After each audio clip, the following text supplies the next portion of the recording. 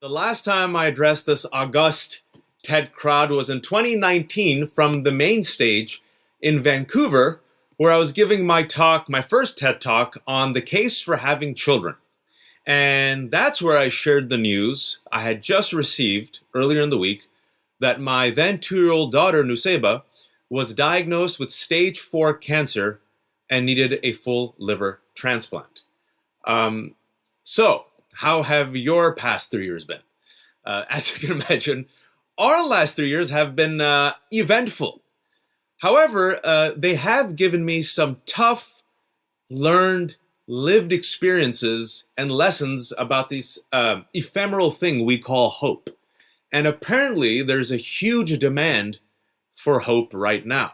In 2022, we're all dealing with multiple crises. A pandemic has killed 900,000 Americans. There's a partial lockdown. There's disinformation. There's income inequality, the rise of white supremacy, people telling people like me, go back to where you came from. We have to learn new Greek letters every few months. And oh yeah, there's climate change.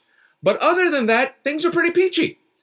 And with all of that, you might be asking, well then, why should we be hopeful in such hopeless times, Wajahat? And that is a very valid question. And it's a perfectly fair question. But hope is what allowed me to believe that my daughter would somehow survive. And she did. And so, if I may, allow me to share briefly 3 pieces of advice or lessons or things that we can do that gave me hope in hopeless times and that I hope can help you. Number 1. Tie your camel first. There's a great saying in Islam, many Muslims know this, that have faith in God, but tie your camel first. As a dad, I felt utterly hopeless with Nuseba's cancer. I'm the dad. I'm supposed to fix things, but I couldn't fix cancer. Cancer plays for all the marbles. It's a relentless, brutal, remorseless killing machine. It does not care about your vacation plans. It does not care about your bucket list. It does not care about your Netflix queue. It comes for everything. Then, coronavirus. Awesome. How do I defeat coronavirus? A 41-year-old, middle-aged, slightly overweight male with flat foot. It's easy to feel helpless, out of control, adrift. But at the end of the day, try letting go of what you can't control and just focus on what you can control. The simple stuff. Wear a mask. Get vaccinated. Take care of your daily chores. Something that makes you feel that you have some control, some agency in this world. When it came to Nuseba, that meant, as a dad, just to be present. Building her Lego Friends set when she asked me to build it. Watching Frozen 39 times, then followed by Zootopia 46 times, then followed by Moana 56 times. Getting her the tasty frozen yogurt from the hospital vending machine that she loved. Do what you can, the best you can. Have hope, but tie your camel first. And then be like Elsa from Frozen and let the rest go. Number 2, invest in joy. Make the intention to actively invest in this thing called joy every day. Almost like a workout, you have to commit to it. It has to be a discipline. Build and flex that muscle. The world does not need more masochists or martyrs. It does not need more overworked, overstressed burnouts. New rule for 2022. You deserve to have moments of joy, even if they are fleeting, every day that you are alive. And you have to take those moments. You have to grab them. You have to seize them. I love food. So I learned how to cook Pakistani food, took my mom's recipes during lockdown. My kids love Lego, so that means now I love Lego. I love drinking chai. I make a cup of chai every day. It makes me happy. No matter how much stress or pain or misery I was going through, I made sure to invest time every day to invest in things and people and experiences that gave me joy. And finally, number 3, I would recommend, humbly, invest in the narrative of hope, because the alternative is apathy and cynicism. Investing in hope is painful. It means opening yourself up to the possibility of pain, betrayal, and disappointment. It's easier to court cynicism, right? You expect nothing, so you lose nothing. But it also means you have resigned yourself to the cheap seats. You are a spectator who yells out boo instead of being a participant in the ring, where your nose could get bloody, but at least you're pushing the ball forward. It means choosing apathy and nihilism, which is comforting and easy, but also lazy and destructive. During Nuseba's cancer, I used to sit up every night after my family went to sleep, and I stayed up till like 3 or 4 a.m. I couldn't sleep. And instead I imagined, like Doctor Strange in Avengers Endgame, with the time stone, every possible scenario and outcome, just to prepare myself as a father. I had to emotionally prepare for every outcome. So I used to imagine Nuseba dying. I imagined burying her with my own hands. I imagined making the phone call to her grandparents, explaining that she had died, listening to them cry. I imagined living the rest of my life like a shell of a man, but pretending to put a smile on my face because I had a son to raise and now a daughter. My wife, badass that she is, was also pregnant during Nuseba's cancer. I had to be prepared. But I also chose to invest in a narrative in which Nuseba lived. And I imagined seeing her alive, with a liver transplant, smiling, regaining her hair, full of joy in life. I preferred that story. That's the story I invested in. Even as we were sitting on the edge of what seemed like a falling cliff, I decided I would put out the lawn chair and at least enjoy the scenery. Over 500 people, mostly strangers, chose to sign up to be donors for Nuseba. Even people who told me they hated me for my politics. They were moved by her story. Sometimes, some people can change. Sometimes, some people can choose to do and be good. An anonymous donor, Sean Zahir, decided to give a piece of his liver to a girl he never met just so she could live. I'm not Pollyanna. I'm not a foolish, wide-eyed, naive optimist. I'm a pragmatist, fully aware of the many challenges and horrors we are facing. But through my own personal experience, if it is all helpful, I can assure you that walking through this forest of horrors, going on this journey, wherever it may lead, if you choose to invest in hope, it at least makes the ride a bit sweeter and easier. And as the wise ram tells Po in Kung Fu Panda 2, your story may not have such a happy beginning, but that does not make you who you are. It is the rest of it, who you choose to be.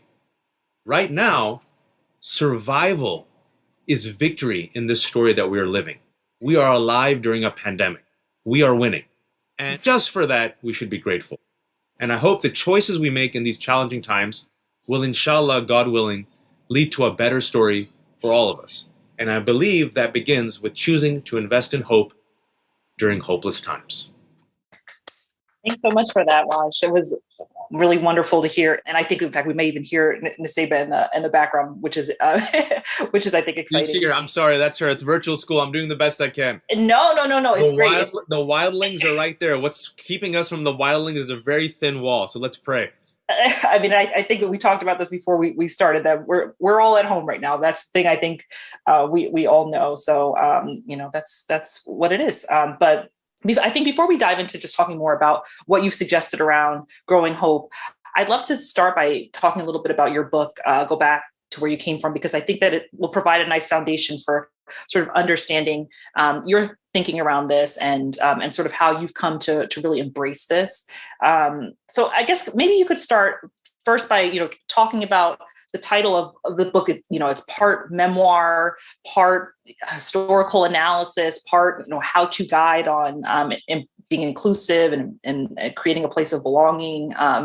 How did you come up with the title? Why did you choose this for the title of your book? So the title is Go Back to Where You Came From, and other helpful recommendations on how to become American. Very deliberate, tongue-in-cheek, both ugly and funny, right? Because I believe that's the lived experience of life, but that's the lived experience of many Americans who are still trying to love a country that doesn't love us back. And so how do you respond to that pain? And some people cry, and as you can tell, I laugh. And so this book is also an elegy for the rest of us who are still striving to be co-protagonists of this American narrative. And the book tries to expand and stretch this country to accommodate all of us to become the multiracial democracy it has to become, or else I believe it'll all fail. and it's done with a lot of humor and hope. And throughout the journey, you read the book. I talked about Nuseba's cancer, but there's lots of interesting things that happen to me. To put it mildly. Yeah, my life is like a telenovela, like a Mexican soap opera, for better and for worse. And so I hope that when we get to when you get to the end part, where I talk about invest in hope, but tie your camel first, the hope that I give the audience for the future. I don't want it to make it a hallmarky, fake, saccharine Hollywood ending. I want you to really I want it to be earned. And and the way to earn it is to confront the horrors, confront the challenges, name it, own it, talk about the pain, wear the mileage and the scars. But despite all of that, you still persist, right? And because I agree, I mean, what I said in the speech is, with the 5-minute talk that I just gave you, I believe in it. I've been on all the sides in moments of deep despair. I've been there, of darkness, of pain, and I realize if you tap out, it's over. If you tap out, it's done.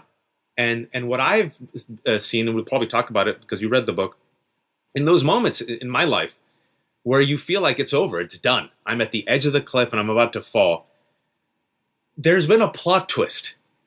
Like the page turns and with it comes like a better story. And so in the book, I mentioned there was a time where I was completely broke, homeless. My parents were in jail. I was taking care of my grandparents. And I'm like, there's no way. I couldn't even imagine my future. I couldn't imagine living to the age of 40. I thought I would be dead by 35. I'm being honest with anyone who's listening. My timeline, I imagine a lot. I said like Doctor Strange. It ended at 35. I just couldn't imagine it. And I just knew that I would die. It'd be over. And I almost did die. But here I'm sitting in my home, married to a woman who's way better than me. Like, I'm married way up, like hotter than me, smarter than me. Like, it's ridiculous. It's not even cool. And then I got 3 kids. And then Nuseba, who was supposed to die, that's what they told me. She wouldn't make it. They said every complication against this girl is happening. You could just hear her chirping right now. I'm sure you guys can hear her chirping. That's Nuseba. So you never know. You never know. You have a question that came in from Darcy, where Darcy asked, the idea of investing in hope is a great one, but how can we make it tangible? You mentioned visualization or avoiding complaining, but how else can we actually bring this to life? It's a very good question. And that's where I say tie your camel first. You have to exhaust yourself of every possibility within your control. And after that, you have to let go. I'll give you an example. I mentioned it in the book. There was a moment. My parents were in jail. I'm 21 years old. I have to leave school. I'm taking care of my grandparents, my grandmothers who used to live with me. I'm an only child. I have to take care of the family business. I have to pay the lawyer. It's post 9/11. My community turns vicious and cruel. Bad news travels fast, ladies and gentlemen. Bad news travels fast. I'm surgical with my budget. I have an Excel sheet. I got to pay all the bills. According to my Excel sheet, after I withdrew the $20 from Wells Fargo on the corner of Warm Springs and Mission, I was supposed to have $71 left. I go to the ATM of Wells Fargo. I take out the $20. I get the receipt. I look at the bottom. Instead of $71, it was 00.03. I had $20, 00.03, had to pay the bills, pay the lawyer, take care of my family. And I swear to you, at that time, I mean, honestly, I said, I have done everything in my power. I am exhausted.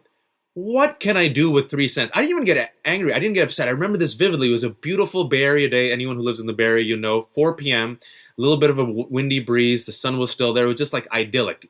And I remember I started laughing, look at the receipt. And a couple people behind me were trying to figure out like what's wrong with this guy. Because I don't know what else to do. I just chuckled. I got 3 cents. I had 3 cents left. So this is what I did.